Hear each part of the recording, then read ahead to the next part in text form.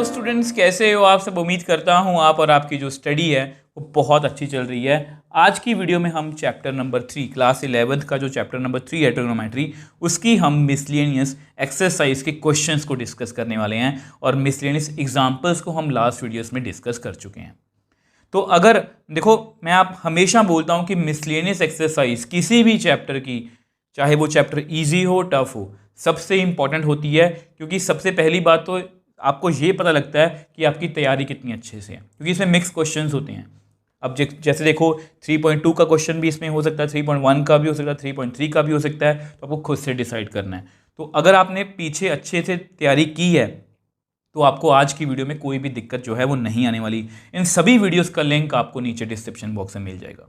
तो प्लीज़ आपने इस एक्सरसाइज को बहुत ध्यान से करना है। ये एग्जाम पॉइंट ऑफ व्यू से मोस्ट इंपॉर्टेंट है। तो एक अच्छे मन से, एक पॉजिटिव मन से आज की वीडियो को शुरू करते हैं। अब देखो, ये आपका फर्स्ट क्वेश्चन है। Prove that 2 cos pi by 13 cos 9 pi by 13 plus cos 3 pi by 13 plus cos 5 pi by 13 is equal to 0।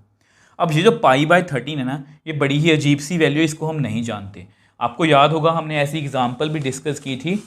अगर मैं आपको बताना चाहूँ, यस, एग्जाम्पल नंबर 27, अगर आपके पास नई एनसीईआरटी है तो एग्जाम्पल नंबर 20, तो वहाँ पर 10 पाई बाई 8 था। अब ऐसे ही मैं पाई बाई 13 को मैं नहीं जानता, तो क्योंकि सब में पाई बाई 13 है तो कुछ ना कुछ सॉल्व करने की कोशिश करते हैं। तो ये हमारा माइंड मैप है। तो जब भी ऐसा क्वेश्चन प्रूव दैट वाला आता है तो माइंड मैप कहता है कि क्वेश्चन को ध्यान से पढ़ना है। तो मैं ध्यान से पढ़ लिया, तो मुझे लेफ्ट हैंड साइड को ही सॉल्व करना है, इसको सॉल्व नहीं करूँगा। तो मुझे ये देखना है कि कौन सी कैटेगरी में ये क्वेश्चन आता है, मतलब कौन सी कैटेगरी का फॉर्मूला यहाँ पर लग सकता है। अब देखा जाए तो बहुत सी कैटेगरी के फॉर्मूलाज यहाँ पर लग सकते हैं और इसको बहुत सारे मेथड से सॉल्व किया जा सकता है। तो मेरे अकॉर्डिंग, मेरी नॉलेज में 2 मेथड हैं जो 2 बेस्ट मेथड हैं। दोनों आपके बताने वाला हूँ। एक मेथड थोड़ा सा लंबा है, एक बहुत ही छोटा है। ठीक है, दोनों आपको बताने वाला हूँ। तो सबसे पहले हम फर्स्ट मेथड की बात करें। अब देखो, ये आपकी लेफ्ट हैंड साइड है। ठीक है, तो फर्स्ट मेथड की बात करते हैं। अब खुद डिसाइड करोगे कौन सा मेथड ज़्यादा ईजी है, किसको किसके साथ आपने जाना है। अब 2 cos a cos b, अब ये फॉर्मूला भी मुझे पता है। 2 cos a cos b, मतलब ये फॉर्मूला भी मैं लगा सकता हूँ। अब cos a plus cos b, cos c plus cos d, ये फॉर्मूला भी मैं लगा सकता हूँ। अब आपकी मर्जी, आप किस फॉर्मूला के साथ जाना चाहते हो। तो पहले हम ऐसा करते हैं, कैटेगरी 2 के साथ चलते हैं। तो पहले फर्स्ट फॉर्मूला। अब देखो, जैसा कि मैंने आपको बताया कि मैं first cos c plus cos d, इसको याद करने की मैंने आपको टेक्निक भी बताई थी, कलेक्टिव अपोजिट साइन। कॉस में कॉस कॉस इकट्ठे होते हैं, साइन साइन इकट्ठे होते हैं। मैं आपको हमेशा टेक्निक बताने की कोशिश करता हूँ। कॉस ए प्लस बी में हम कॉस ये वाला पैटर्न फॉलो करते हैं, माइनस में ये वाला। ठीक है, तो कॉस कॉस इकट्ठे हैं। ठीक है, तो ये फॉर्मूला जो है वो हम कहाँ पर लगाएंगे, वो हम यहाँ पर लगाएंगे। तो 2 cos pi by 13 cos 9 pi by 13, अब यहाँ पर मैं फॉर्मूला लगा रहा हूँ। 2 cos c कितना है, 3 pi by 13 plus 5 pi by 13 by 2। तो सेम यहाँ पर भी है। ठीक है, तो which implies 2 cos pi by 13 cos 9 pi by 13 plus, अब ये कितना बनेगा, 8 पाई by 13, 8 pi by 13 divide by 2। अब यहाँ पर कितना बनेगा, -2 पाई by 13 divide by 2।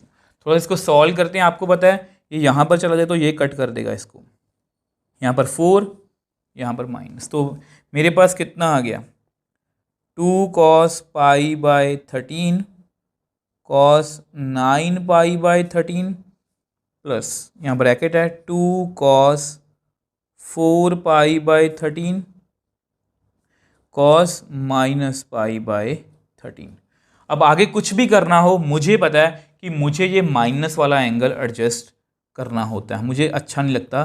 cos of minus theta कितना होता है, प्लस cos थीटा। और इसको हमने हमेशा की तरह याद नहीं किया, तो हमने फील किया कि जब भी, वैसे एंटी क्लॉकवाइज होता है, माइनस का मतलब क्लॉकवाइज। हम फोर्थ में आगे, फोर्थ में cos क्या होता है, पॉजिटिव। तो इसको हम नेक्स्ट पेज पे जाके करेक्ट कर लेते हैं। अब देखो, हमने एंगल को एडजस्ट कर लिया। अब इससे ज़्यादा फ़ायदा तो नहीं हुआ, बट ये दोनों टर्म्स जो हैं, मतलब ये वाली cos पाई बाय 13 और 2 2 cos पाई बाय 13, ये कॉमन आ रही है, ठीक है, तो इसको मैं बाहर निकाल लेता हूँ। 2 cos पाई बाय 13, तो अंदर कितना आ गया, cos 9 पाई बाय 13 बच गया, प्लस यहाँ पर cos 4 पाई बाय 13, यानी कि यहाँ पर फिर से मुझे cos c plus cos d का फॉर्मूला लगाना पड़ेगा। मैं आपको लगा के दिखा, देखो ये आपका फॉर्मूला, ठीक है, जो हमने पहले भी लगाया था। तो अच्छी बात यही है कि एक ही फॉर्मूला को हमने 2 बार यूज़ किया है। ज़्यादा कुछ फॉर्मूला, देखो बहुत ज़्यादा फॉर्मूलाज यूज़ करना मैं प्रेफर नहीं करता क्वेश्चंस में। 2 cos c plus d by 2, ये लास्ट स्टेप है, इसके बाद क्वेश्चन आपका खत्म हो जाएगा। cos c minus d by 2, ठीक है, तो which implies 2 cos pi by 13 bracket 2 cos 13 pi by 2, ठीक है, cos ये कितना बन गया 5 पाई बाय 13 बाय 2।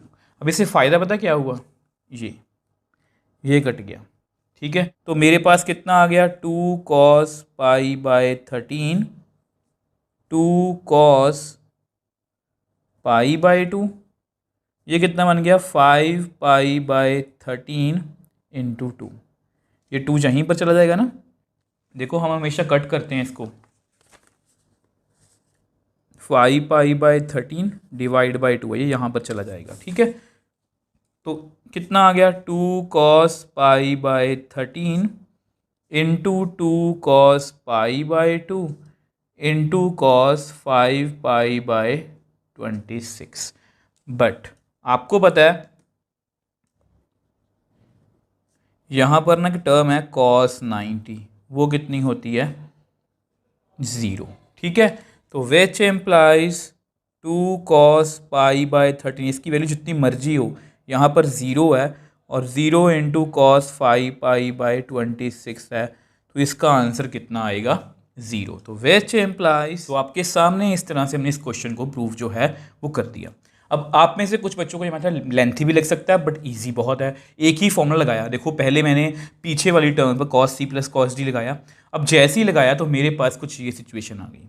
अब इन दोनों में से फिर से cos 2 पाई बाय 13 कॉमन आ रहा था, मैंने फिर से वही फॉर्मूला लगा दिया c प्लस डी वाला, और मतलब थोड़ा सा लेंथी है, बट क्वेश्चन की अच्छी बात ये है और की मेथड की अच्छी बात ये है कि एक ही फॉर्मूला 2 बार यूज़ हुआ है, और मैं इसको मतलब कि बेस्ट मेथड मानता हूँ कि मतलब इसको इस तरह से किया जा सकता है। अब जिन बच्चों को ये मेथड लंबा लग रहा है तो उनके लिए मेरे पास एक अलग से और मेथड है, वो मेरे दिमाग में आया था, मुझे लगा आपको बताना चाहिए, तो मैं आपको नेक्स्ट पेज पे बताने की कोशिश। देखो ये आपका सेकंड मेथड है और आपको पता है ये आपकी लेफ्ट हैंड साइड है। तो जैसा कि आपको फर्स्ट मेथड में ही मैंने बताया था कि यहाँ पर हमने इसको पकड़ा था, इसको ऐसे भी पकड़ा जा सकता है, तो क्योंकि आपको पता है 2 cos a cos b को इस तरह से भी किया जा सकता है, cos a plus b plus cos a minus b, ये वाला फॉर्मूला कैटेगरी 3 के अंदर जो फॉर्मूला है वो भी लगाया जा सकता है। आप याद करो 2 cos a cos b cos a plus b plus cos a minus b, ठीक है, तो इसको याद करने की टेक्निक भी मैंने आपको बताई थी, इन दोनों को ऐड कर दो तो ये आ सकता है, ठीक है। अब ये वाला फॉर्मूला यहाँ पर लगाने की कोशिश करते हैं, तो देखते हैं इससे हमें क्या फ़ायदा होता है। तो कितना आएगा cos, अब जो आप सोच रहे हो ना ये बिल्कुल उससे डिफरेंट मेथड होने वाला है, cos a pi by 13 plus b कितना है 9 पाई by 13 plus cos pi by 13 minus 9 pi by 13। अब इसको ऐसे ही लिख लो cos 3 pi by 13 plus cos 5 pi by 13, ये कितना बन गया, ये बन गया जी 10 पाई बाय 13, ये कितना बन गया माइनस 8 पाई बाय 13। अब इसको अब ऐसे ही लिख लो,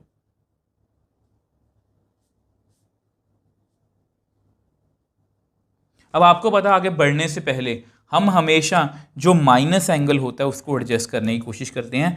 मैंने आपको पहले भी बताया था कॉस ऑफ माइनस थीटा मतलब उल्टा चलते हैं, मतलब फोर्थ में आ गए, फोर्थ में कॉस क्या होता है पॉजिटिव, तो यहाँ पर मतलब इसको मैं पॉजिटिव करने वाला हूँ। तो विच एम्प्लाइज, मैं फिर से बोल रहा हूँ, आप जो सोच रहे हो वैसा नहीं सॉल्व होने वाला, मैं इसको बिल्कुल ही डिफरेंट मेथड से सॉल्व करने वाला हूँ। अब देखो हमारे पास कुछ इतना आ गया, ठीक है। अब देखो, अब ना मैं आपको याद है हमने ना ऐसे बहुत सारे क्वेश्चंस किए हैं, मैंने आपको एग्जांपल्स में भी दिखाया था, आपको दिखाने की कोशिश करता हूँ। ये देखो, हमने ऐसे बहुत सारे क्वेश्चंस किए जिनमें हमने इनको ब्रेक किए, ठीक है। ब्रेक करके कुछ ना कुछ फ़ायदा होता है तो उसको मैं सॉल्व कर लेता हूँ। यहाँ पर इतना फ़ायदा तो नहीं होगा, बट क्योंकि नंबर ऑफ टर्म्स ज़्यादा हैं तो ध्यान से देखना, ध्यान से देखना।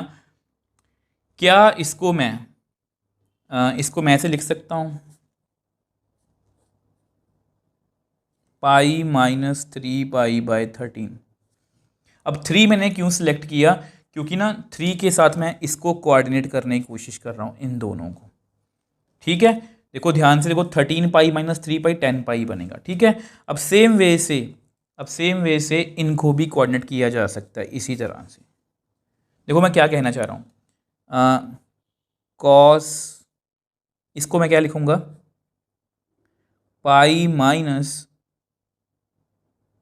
8 नहीं 5π/13, 13 - 5 8 आएगा, ठीक है। तो मैंने इस तरह से लिख दिया। अब इसको ना आप सेम लिख दो, ध्यान से देखो मैंने किया क्या है, मैंने यहाँ पर कॉस ए कॉस बी का फॉर्मूला लगाया तो मेरे पास ये आ गया। अब मैंने ना इसको ना ब्रेक करने का सोचा कि ब्रेक करके भी किया जा सकता है क्योंकि नंबर ऑफ टर्म्स ज़्यादा है।